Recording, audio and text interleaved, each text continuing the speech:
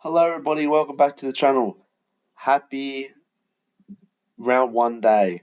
It is Thursday, 1:39. I'm very late on this team reveal, but I've just been pretty busy last week. But I finally found time. Richmond Carlton is in about 6 hours. I'm very excited. Anyway, we're here to talk about SuperCoach. I'm very excited for this year. Starting off, Nick Dacos, 131 last week. Like, if you don't have him, I reckon you're just stupid. Like, 78% own the guy. If you're that 22%, you're stupid. I'm sorry, you know what? You're just an idiot. 100 in the practice match or 50%, 130 against Giants, who arguably they're one of the best teams in the league. Like, I'm sorry, but there's no excuse to not have this man in your team. He is going to be one of the best players in the league, and I'm willing to take a 70 against Magnus in a buy. I don't care. I really don't care. Next, Harry Sheezel. My defense is going to be very basic. Harry Sheezel looks like he's going to have a Dacos debut.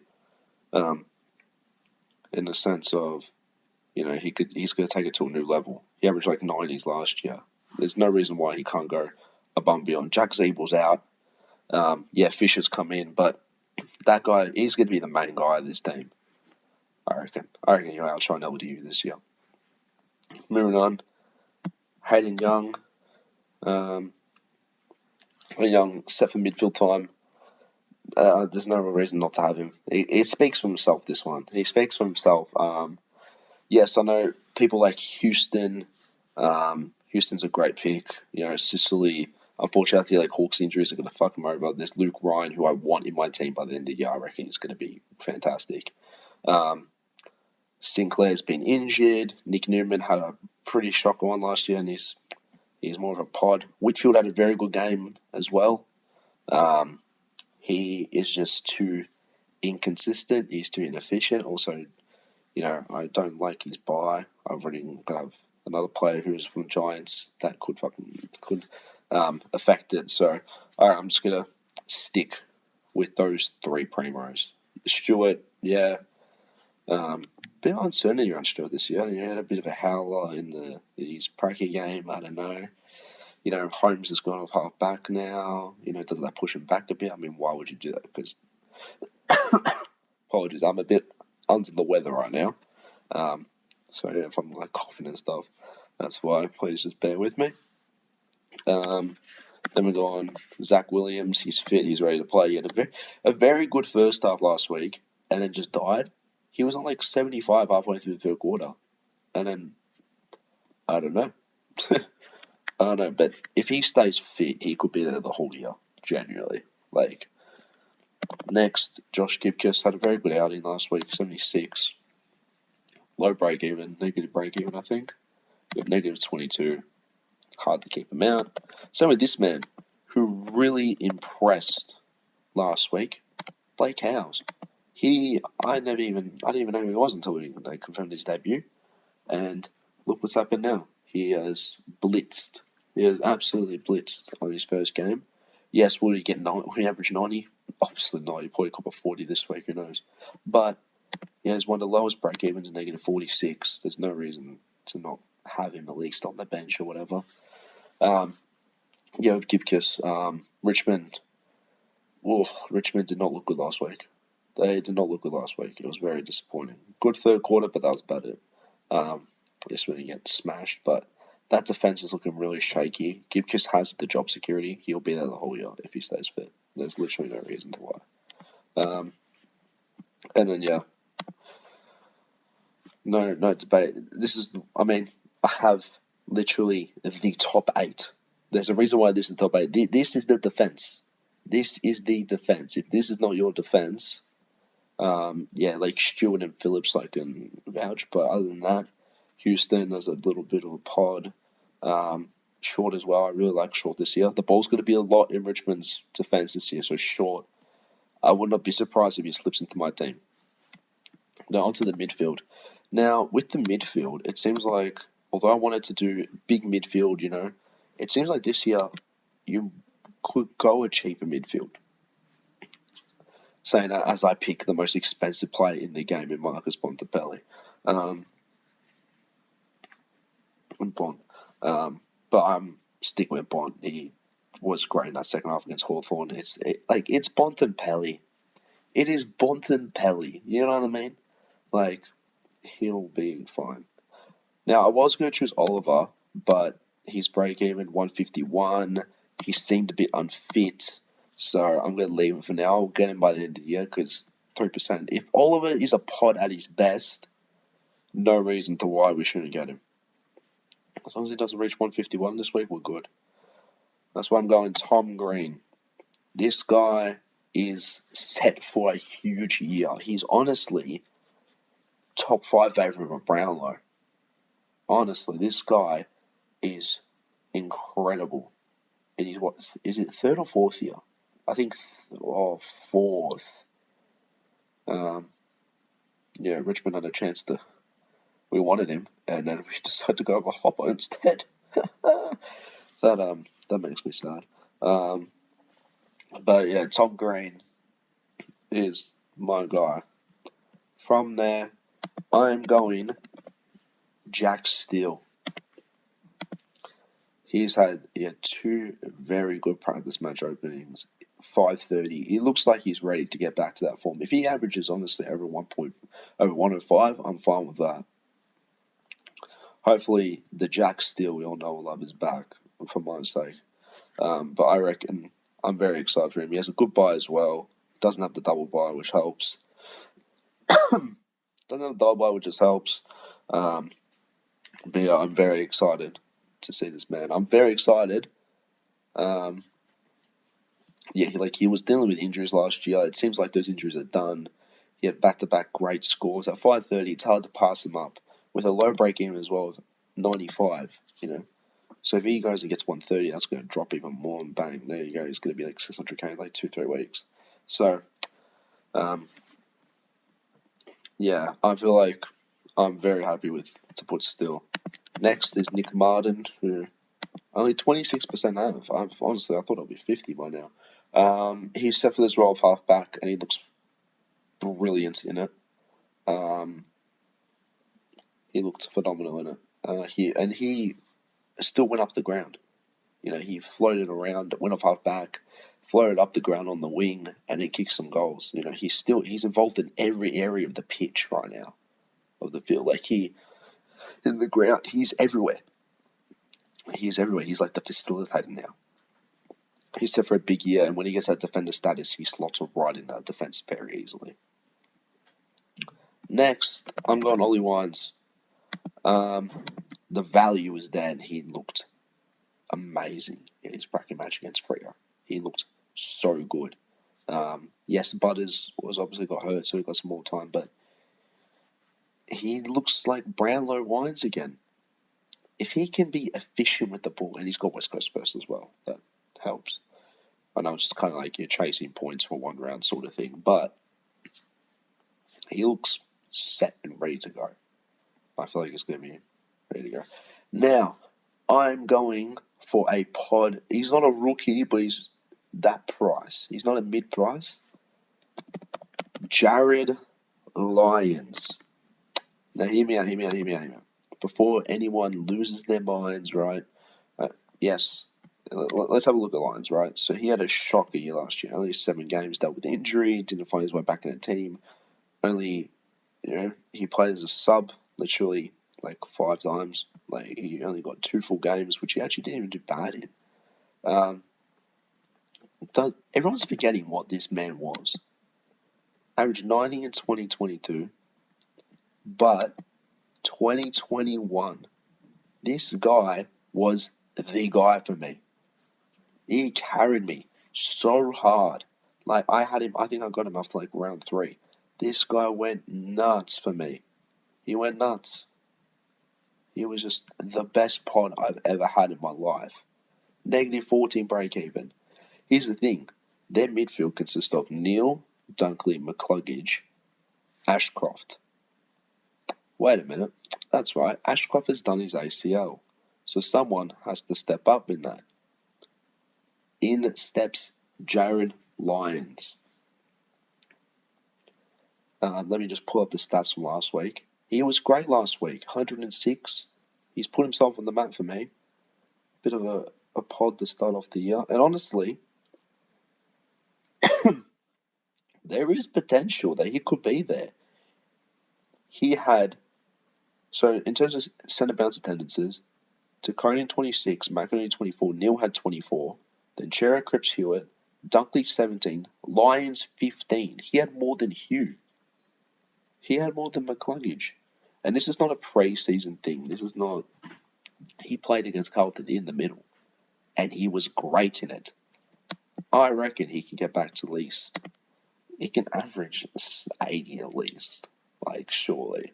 80, 90s. He can easily get that. Hopefully his role doesn't change out of nowhere, because if it does, I'm fucked. But 258. You know, I also have Thompson down for 4K less, who had a stinker last week. So my opinion, this guy is going to be... He's going to be the guy for me this year. I reckon he's going to really help me. He's honestly a pod in a primo sense at 250. You know, if he has consistent mid-time, this guy is going to be averaging 90 plus. You never know. And that for a guy priced at 258, I don't understand why more people are looking at him. Yes, he has the round 2 bye. Oh well. And then he's had extra price, right? Like extra game from last week. So no matter what happens anyway, you know, he'll go up at the same. Yeah, I think it'll be a week late, but it doesn't matter because I'm fine with it. I can feel Roberts or whoever for a week. This guy wasn't really in my team here and there, but 64% half back. He had a bad bracket match. He didn't look good, but I'm gonna back him. My FOMO is kicking in. All I want to do is miss out on a guy who just blitzes. And obviously, it's 10 play picks from here. I don't have to explain any of these guys. Roberts, Wilson, and Clark. I am debating him and Jack Carroll, actually. Carroll had a very good game last week. Yes, only 9 points. His break even is still negative 20. But... no, that was last year. Sorry. He got 65 and played what? 44 minutes. Didn't even play. Played just over a quarter and got 65. He was brilliant. Maybe because, yes, he comes on and everyone's a bit tired. A very tough game, obviously. Like, Carlton come back from 46 points down against the Lions at the Gabba. And we have to play them tonight. It's not going to look good for us tonight. But... yeah, moving on to the rucks. Obviously I think last time I had English. Nah. After last week's game, it's Grundy. It is Grundy. I know people were saying, there's been some rumours of, should we not use Gorn? He looked really bad. No, Grundy just was incredible. After the first half, I tested my SuperCoach chart. I went, Grundy's washed. I'm done with this guy. Get him out. I'm done with him. Then he decided to have the best half of his career, and now he's back. So, Naismith's been dropped, so I'm going a loophole. Livingston is the best one, ruck forward, and it works in tandem with my next play I'm going to pick, which majority of people will have. I mean, it's Thermostoned. But, yeah, he's working, and now happy with buys and stuff. Also, West Coast is the best player to have in terms of a loophole, because they have the most Sunday games. Because they suck, so they're not going to get prime time, are they? So they're going to be on Sunday basically every single week, so it'll be easy to loophole. You know, you're not going to get a loophole from like Collingwood because they're going to be on the most Friday night games, or Carlton. You know what I mean? So, moving on. Yeah, you can use Naismith as a loophole, but at the same time, Richmond's the first game of the week today. I think this is one of our only ones though. But yeah. But like I said, it works in tandem with my first player, who's Luke Jackson. Sean Darcy's out for 3 to 4 weeks. That's not ideal. You don't want Jackson to be there for 3 to 4. But I don't trust Darcy. 3 to 4 weeks could easily be more. You don't know. With that knee, he could come back and just get injured. And if he comes back, it could be limited minutes. They could manage him. Who knows? But I reckon take the risk. And when I mean take the risk, I mean take the risk. Isaac Heaney had arguably the best game of his career last week. One of the best games of his career. What was it, 13 clearances? Mills out for half the year. Parker out for the first month. Same with Adams.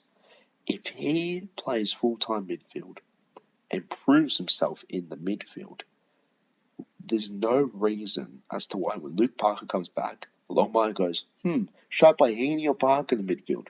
Should I play Parker, who's absolutely washed and provides nothing? Or should I have Heaney, who's this wild card and is finally ready to go? This has to be the year. If he doesn't get his opportunity this year, that's it for him, I reckon. There's no reason to why he doesn't play full-time midfield now after that game. That is a statement game from Heaney. It's hard to ignore. I wanted to ignore it. I said, no, it's Heaney. Not getting started. He does this every year. But this feels different. This feels different. This feels like the year. And plus, low break-even. 29 break-even. If he does for the first month and then he goes back to being a forward and gets shit, bin him. We bin him. 40 trades. It's FP. It's fantasy. Next, Zach Fisher. Played off half-back. Had like 40 touches in his practice match. Even if he's not a primo in the year, he can make some money. I'm skipping out on Flanders. Before everyone goes, hey, what are you doing? He's playing midfield. Oh my god, he was so good against Richmond. Yeah, he was, but I feel like I can miss out on him. Get him after the bye. I don't think his break-even is that high. No. 53. Never mind. Okay, good skyrocket. But yeah, I'm not fast on missing out on him. I'm not. If Jackson wasn't a thing, like if Darcy didn't get injured, yeah, he would be there. Like, quite a sinker. Done. Next two players, I feel like they go in tandem. Nat 5, James Jordan. Yeah, I'm going a very expensive midfield. I am. A forward line. I'm getting all the big guns in. Obviously, Harley Reid might as well just pop him in. We all know. 5 set to be in the midfield again. Looks great. No injury troubles so far. Who the fuck knows with that guy? James Jordan gets a go in the midfield here and there. He doesn't play full time. I think he had 5, 6 CBAs. But as long as he's involved in the mix. Had a horrendous first quarter. Horrendous. 1 touch. First half, he was like 20. I was thinking, get this guy out of his shit. Then he brought it home. Finishing like 18, I think. And got it sold 81. Low break even now of 18. He'll make some money, even if he... I'm hoping he can stay there a long time. I'm hoping 5 stays there the whole year. I hope he's a primo in disguise, like Lions. But, Sexton, obviously, speaks for himself. Cadman. 55 isn't amazing. He has a negative 10 break even. He has North and then West Coast. Let's think about that, right? He can kick it back against North, kick it back against West Coast. You know how tall forwards work. They get like 100 and 100, whoosh, 200k in 1 week, bang, massive price rise. Chop at the wood, gets like 250, maybe another big game, 300, done. You know what I mean? Like tall forwards, like it's actually better for rookies to start shit in a way. Like Noah Bolter. Does anyone remember Noah Bolter? Like, is he a defender? Let's look at Noah Bolter when he first started. What was his first year? 2019, I reckon. He was terrible. Look, 18, 31, 14, 49, and 31, 59. Look, he went backwards. I had him. He went backwards. Then a 49, price rise. Then went bang, 82, 101, 83. Bang, he's 300k in 3 weeks. He's gone up 140k in 3 weeks. Bang, another price rise, got to 327, and started to drop off again, and was 2, and then got injured. But it just shows that, like, especially with tall forwards, I know he played back, but look, you can have a high score of 59 the first 10 rounds, and then just have 2 or 3 good games, and that launches you. So an easy run of fixtures can launch you. So a negative 10 break even. He has another huge game this week. Kicks a bag of like 4, gets like a 70, 80. His break even's going to go like negative 40. Then he plays West Coast the week after. He kicks another bag, bang. Just straight skyrockets like 180 right off the bat. And then he still has a low break even. So even if he does get a 40 the next week, he's still fine. So I reckon. So that's my team. That is the team. VC, Dacos into Tom Green. Can he get tagged? Maybe. I don't know. That's my idea. I am thinking I just go Bont because Melbourne don't tag. Usually everyone says, "Oh, Melbourne vs Dogs. There's too many midfielders. They'll do bad." He averages 107 against them. Got a 160 last year, or 2 years ago. Like he looks pretty good for that. So that's it. I also go Wines as a risk. He's playing West Coast. You gotta look at the fixtures, I guess. I feel like Dacos is just too easy to bust up anyway. He probably got 140 anyway. But that's my team. That is my team. I'll tell you, if you guys if you have any comments about it, let me know. I'm so excited for this year. Unfortunately, my Instagram account is still just saying it needs a review. Takes a day. Here we are, 2 months later, and nothing has happened. Nothing's happened. So I think that's dead in the water, unfortunately. If it comes back, it comes back. If it doesn't, it doesn't. Unfortunately, game reviews, everything is kind of dead. It'll just be a team review every week. Before I go, I still got the league. There's 2 more entries if you guys need it. That's the code. If anyone wants to join, I still got 2 spots. It was filled out by 3 people left, obviously, because yeah, that's my team. Let me know what you think. Like, comment, subscribe, do all that. Good luck to everybody in round 1. Go Tigers.